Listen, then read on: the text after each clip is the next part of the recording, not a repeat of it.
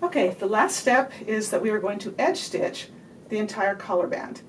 And this gets edge stitched even if you chose to top stitch your collar itself. If you're top stitching the edge of your collar and cuffs, this step is edge stitched. And you are going to start in the center back of your shirt, and you are collar band side up. My collar band facing, or the hole, is on the bottom. And start in the center back of your shirt. And you're going to edge stitch,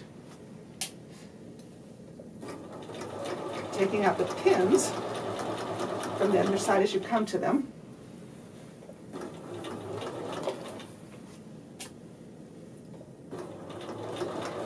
And we go around the entire collar band.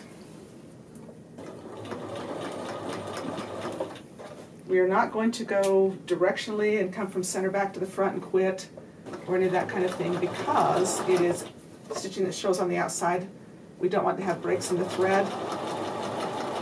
We want it to look complete and full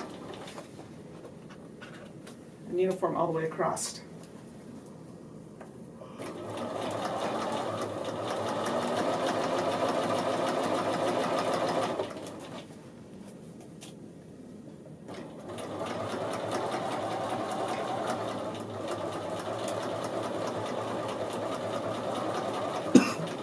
Okay, let's stitch around the corner. When you hit the front edge there, you'll pivot turn, and now you're edge stitching along the bottom side of this collar. Okay, so I have gone across the bottom edge, turned up that front edge of my button band again, and now I'm heading back across the top of my collar band. And so I'm now back to where there is actually a hole on the bottom side that I'm hoping and closing as I'm sewing the top edge of it here.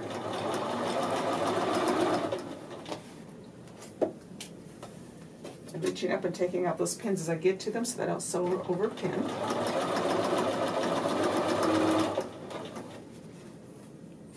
When you get back to where you began, you are just going to actually sew right on top of your stitching for about 5 or 6 stitches.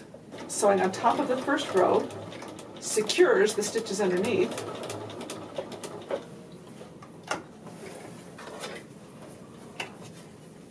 And then where you just finished, you will pull a thread through and tie a knot.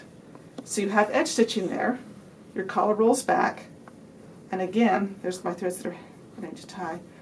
The collar band facing, if you've done it correctly, that collar band facing is caught and edge stitched, and it's caught right along that edge and doesn't stick up or have that little lip that I showed you might happen if you're not cautious. So you check from the inside, make sure that it's not sticking up, and then check and make sure you didn't miss, that you don't have a hole, and that you caught it all the way along. And this one looks like it's cut all the way along, and it's good. Okay. So when your collar is complete, it should lap and meet at center front there. The two tips of the collar be the same length, and you can see that they tend to want to roll towards the shirt. We favored them and created the collar so that it would curl around it, and the collar band itself lays smooth when it's in a circle.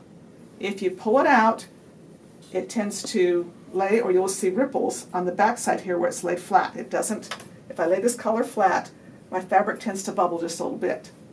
But the collar isn't going to ever be flat when it's worn. It's going to be rolled around a neck. And so when this collar is round, I'll turn that over. When this collar is round, you can see the collar band is smooth.